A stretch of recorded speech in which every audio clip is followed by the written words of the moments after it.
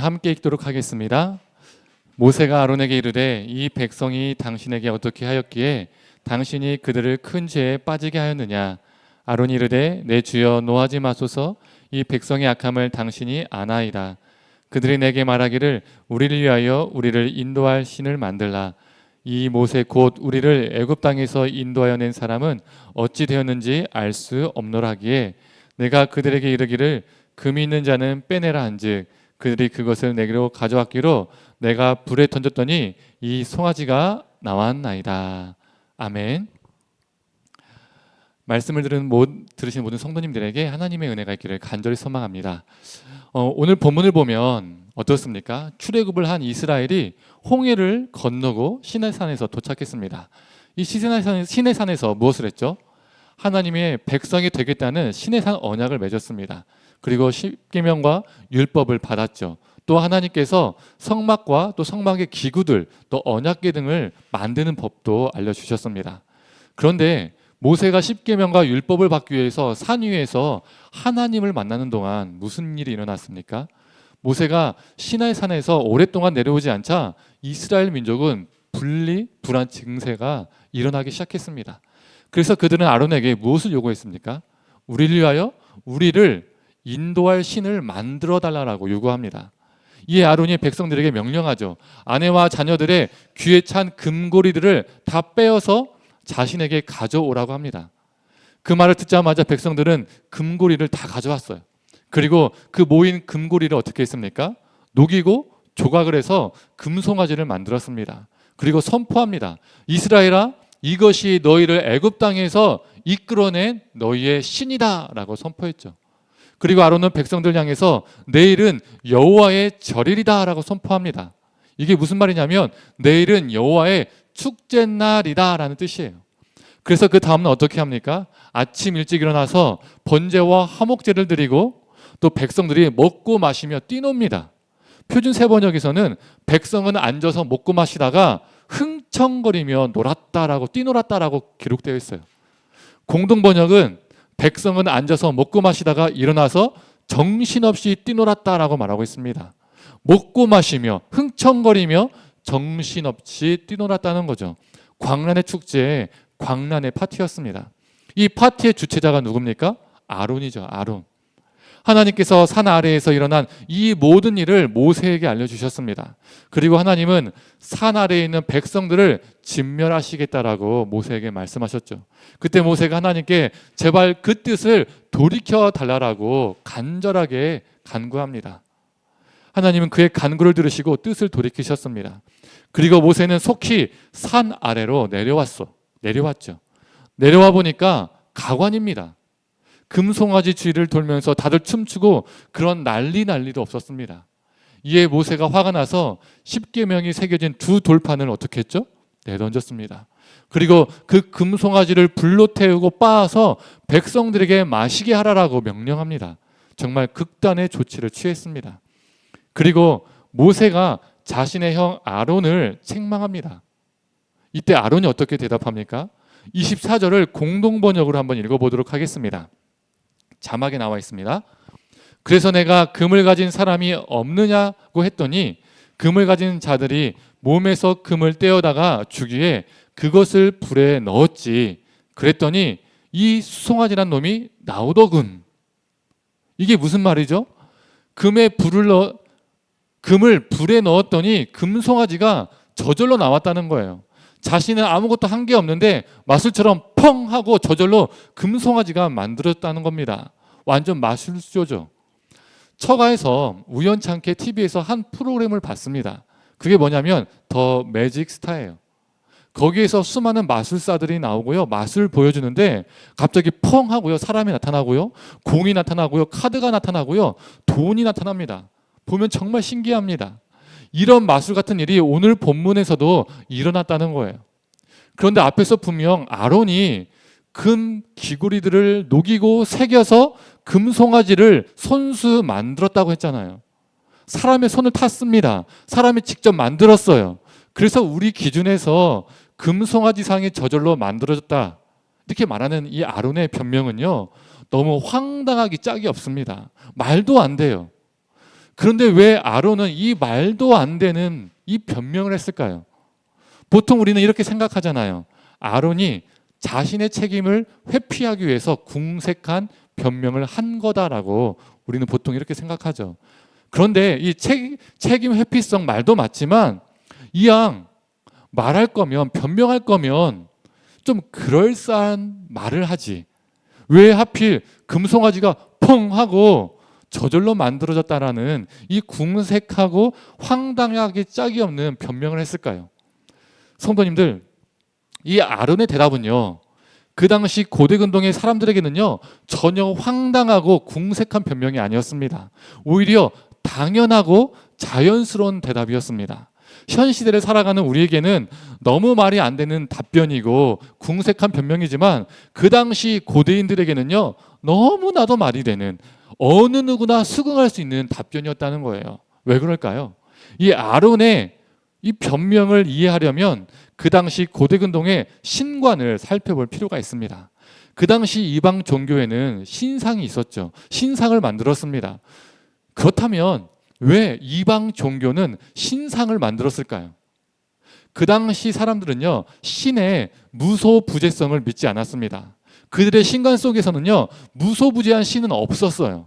신의 이 신이라는 존재가 모든 영역에 충만하다는 개념은요 그 당시 고대인들에게는요 없었던 개념이에요. 말도 안 되는 개념입니다. 그래서 즉 신이라는 존재도 한계가 있는 존재라는 거예요. 이게 무엇을 의미할까요? 신이 무소부재하지 않다는 것은 신이 인간이 있는 곳에 없을 수도 있다는 뜻입니다.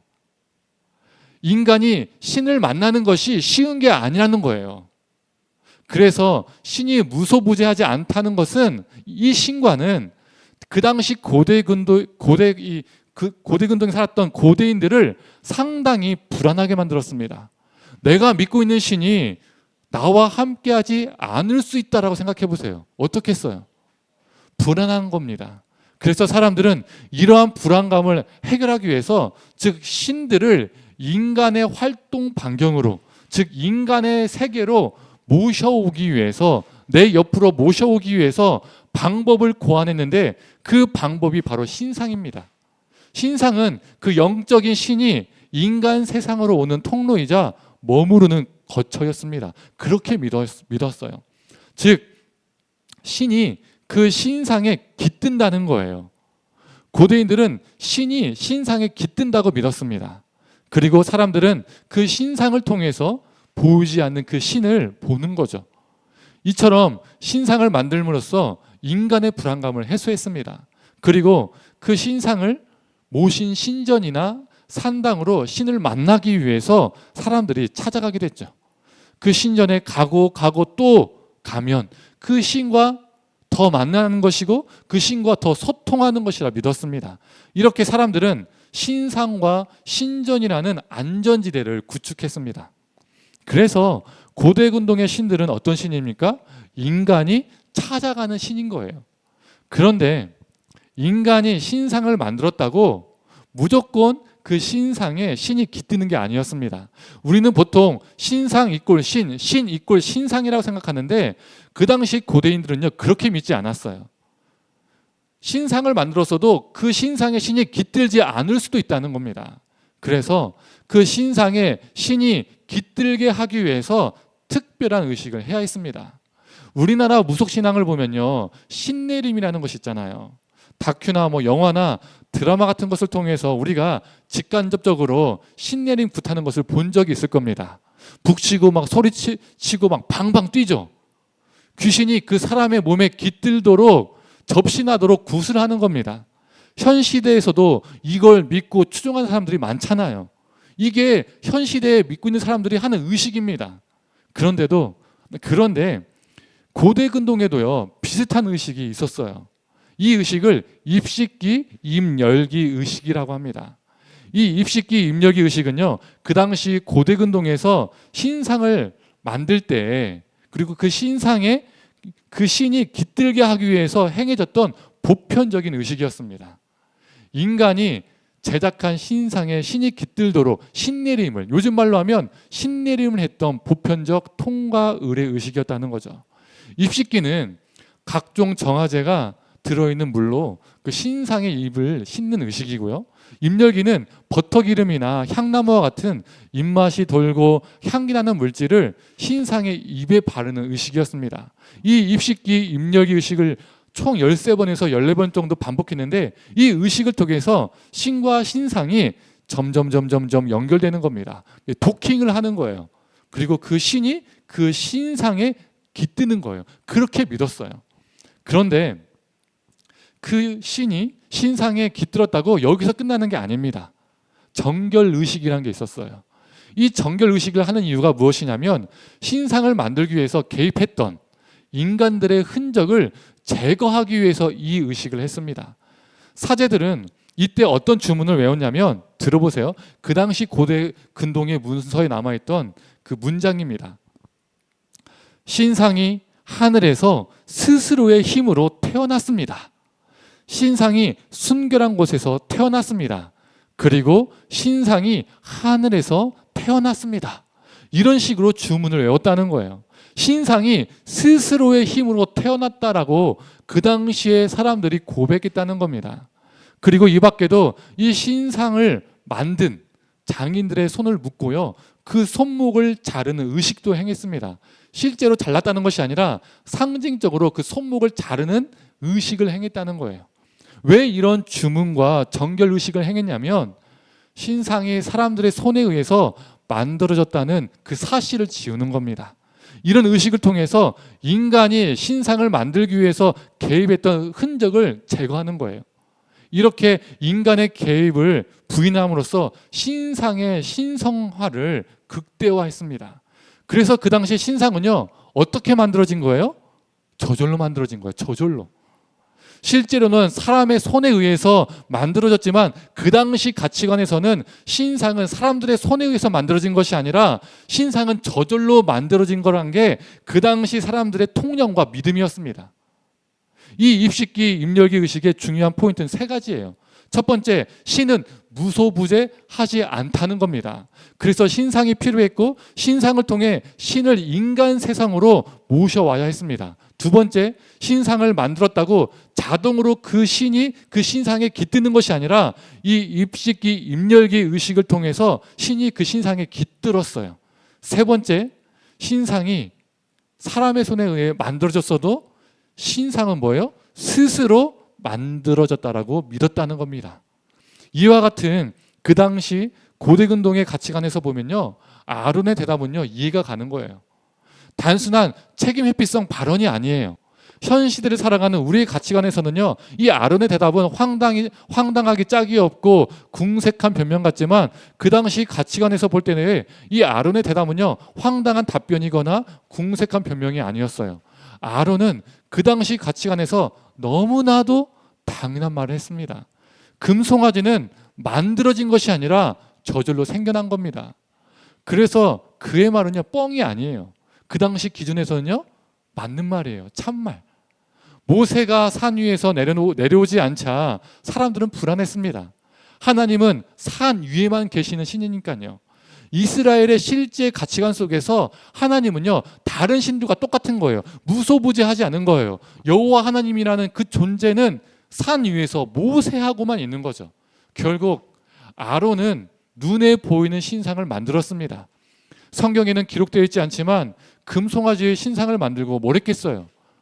당연히 그 당시에 보편적으로 행해졌던 이 의식을 행했겠죠. 금송아지를 만들고 이 금송아지 안에 여호와 하나님이 깃들도록 신내림 의식을 했을 겁니다.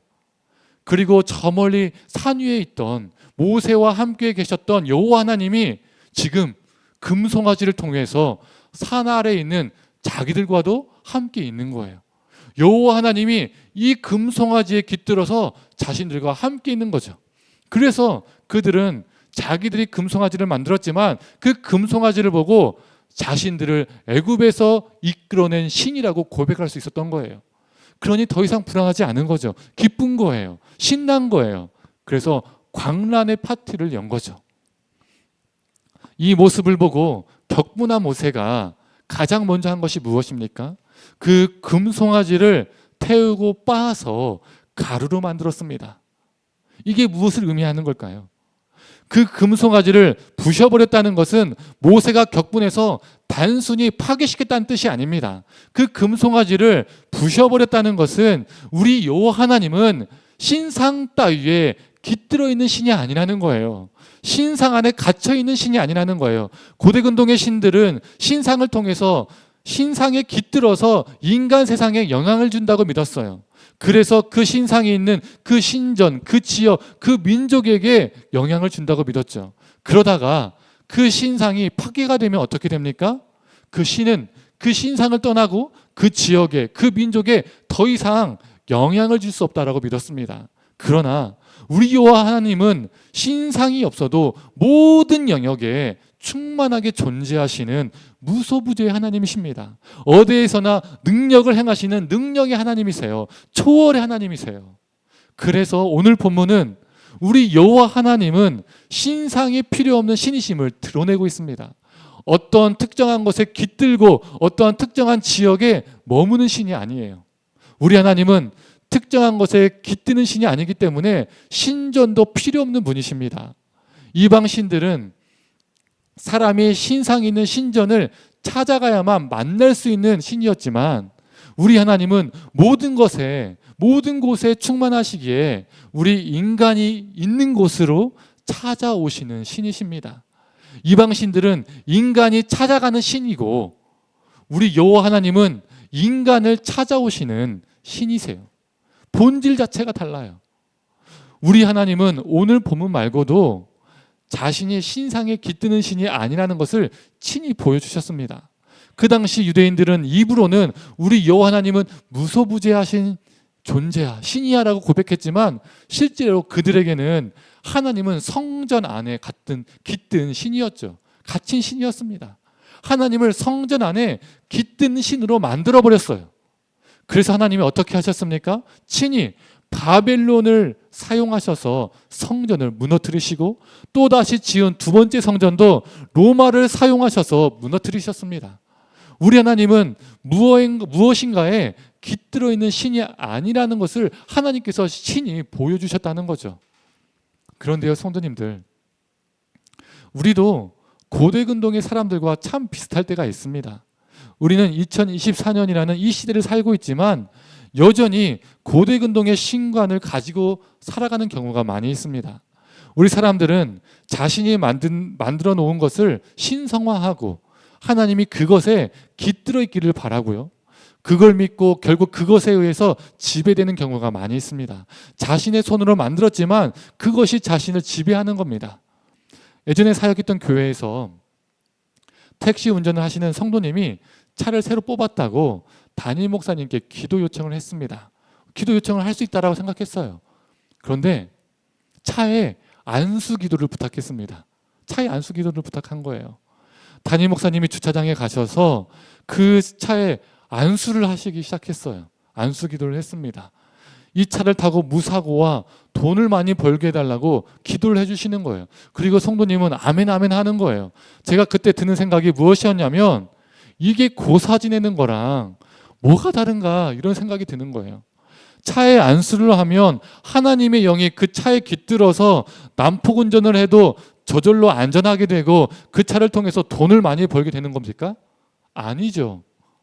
본인이 교통법, 교통질서 잘 지키고 서로 배려하면서 운전해야 안전운전할 수 있는 겁니다. 또 차에 안수했다고 돈을 많이 버는 것도 아닙니다. 또 우리가 쉽게 범하는 우가 무엇입니까?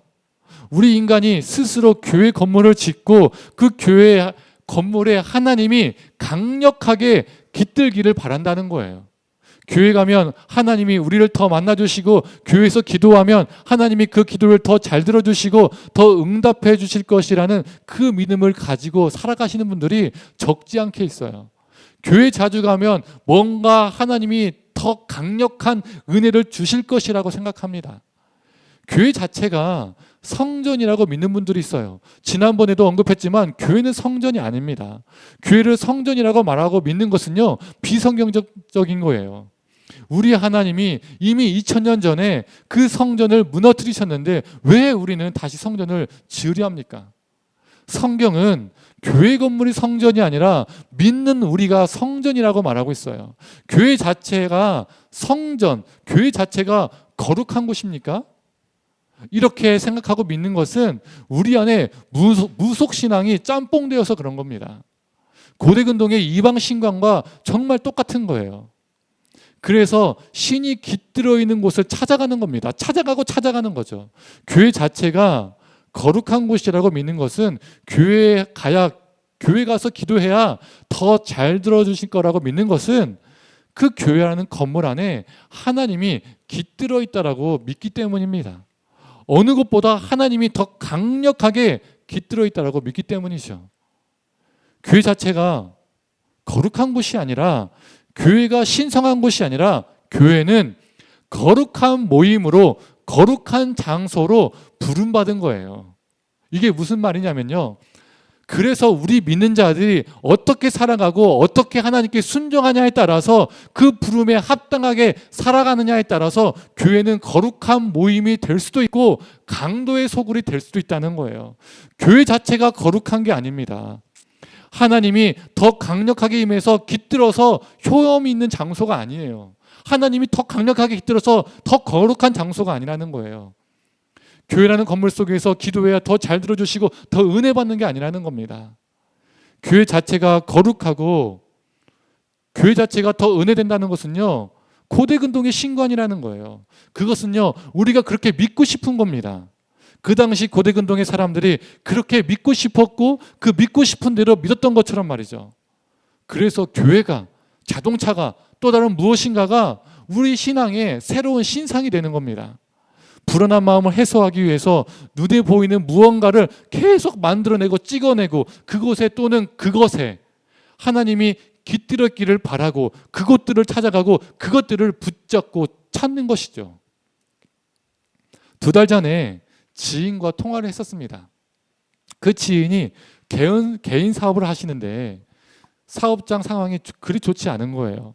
그래서 직원들을 더 뽑을 수 있는 상황이 아니었어요. 평일에도 본인이 직접 그 사업장에 가서 오랜 시간 동안 머물러서 일을 해야 했습니다. 그러니까 평일에는요, 교회 가지 못하죠. 주일에만 예배를 드렸습니다. 그런데 그 교회 소그룹 리더가 자기에게 전화를 했습니다. 자기에게 전화를 했대요. 그 리더는 주일 예배뿐만 아니라 새벽 기도도 잘 나오고 수요 예배, 금요 기도회 등등등 교회 모임이라는 모임, 행사라는 행사는요 다 참석하시는 분이셨어요. 그런데 그 리더가 그분한테 전화해서 이렇게 말했다는 거예요.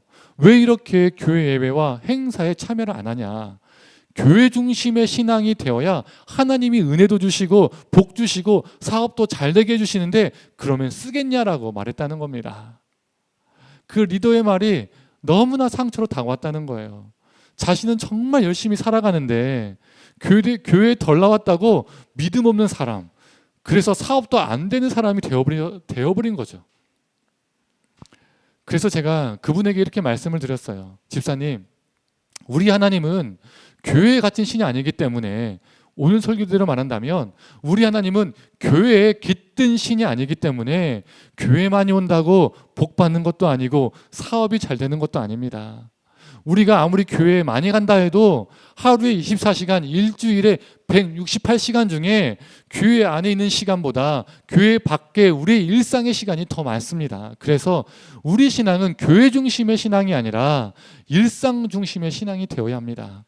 일터에서 성실하게 거룩하게 살아가고 우리에게 맡겨진 가정을 잘 돌보고 우리에게 허락된 동료들과 이웃들과 좋은 관계를 맺으며 사는 게 더 중요합니다. 그러니까 그분의 말에 개의치 마십시오라고 말씀드렸습니다.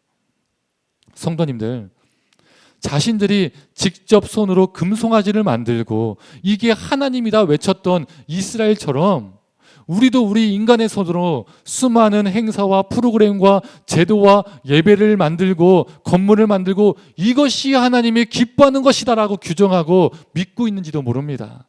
어떤 행사, 어떤 사람, 어떤 건물, 어떤 문화 등을 신성화하고 있는지도 몰라요. 오히려 그 행사들이, 그 프로그램들이, 그 제도들이, 심지어 수많은 예배 시간들이, 그리고 건물이, 그리고 사람이 우리를 지배하고 있는지도 모릅니다. 그걸로 우리의 믿음을 규정하고요, 그걸 해야만이, 그것과 가까워야만이 신실한 것이고 하나님을 만나는 거죠. 교회를 또 다른 무엇인가를 신상으로 계속 우리는 찍어내고 만들고 있는지도 몰라요. 그러나 우리 하나님은 어떤 분이십니까? 신상이 필요 없는 분이시기에, 즉 무소부재하시기에 우리의 일상으로 찾아오시는 분이십니다. 불과 구름 기둥으로 이스라엘 민족에게 찾아오셨고 그들을 인도하셨습니다. 만나와 메추라기로 이스라엘에게 찾아오셨고 그들을 먹이셨습니다. 그리고 수많은 예언자들을 통해서 이스라엘에게 찾아오셨고 말씀하셨고 또 말씀하셨습니다. 찾아오시고 찾아오셨습니다. 하나님은 그의 백성들과 함께 하셨습니다. 그리고 찾아오심의 최고 절정이 무엇입니까? 성자 하나님이신 예수님께서 친히 이 땅으로 찾아오셨죠. 하나님의 본체시며 하나님과 동등되시지만 자기를 낮추셔서 인간이 되셔서 친히 이 인간의 땅으로 찾아오셨습니다. 우리와 함께 하시는 임마누엘의 하나님이세요. 그들의 신간 속에서 본래 신은 인간이 찾아가는 존재인데 신이 인간을 찾아온다는 그 자체가 그 당시에는 상상도 할 수 없는 충격적인 사건이죠. 그래서 우리에게 신상이 없다는 것이 너무나도 큰 은혜인 거예요. 너무나도 큰 감사예요. 그런데 성도님들, 혹 우리 하나님을 신상과 같은 무엇인가에 깃드는 신으로 만들고 있지는 않은지, 어떠한 특정한 장소와 영역에서만 그 능력을 더 강하게 내뿜고 더 만날 수 있는 신으로 만들고 있지는 않은지 돌아보았으면 좋겠습니다. 신상을 거부하신 우리 하나님을, 언제 어디서나 편재하시는 우리 하나님을 우리 일상 속에서 깊이 만나며 살아가는 저와 성도님들 되기를 간절히 소망합니다. 이제 말씀을 정리하겠습니다. 오늘 본문 2장 뒤인 출애굽기 34장은 금송아지 사건 이후의 이야기를 담고 있습니다. 하나님은 이스라엘과 다시 한번 언약을 세우시고 새로운 두 돌판을 주십니다.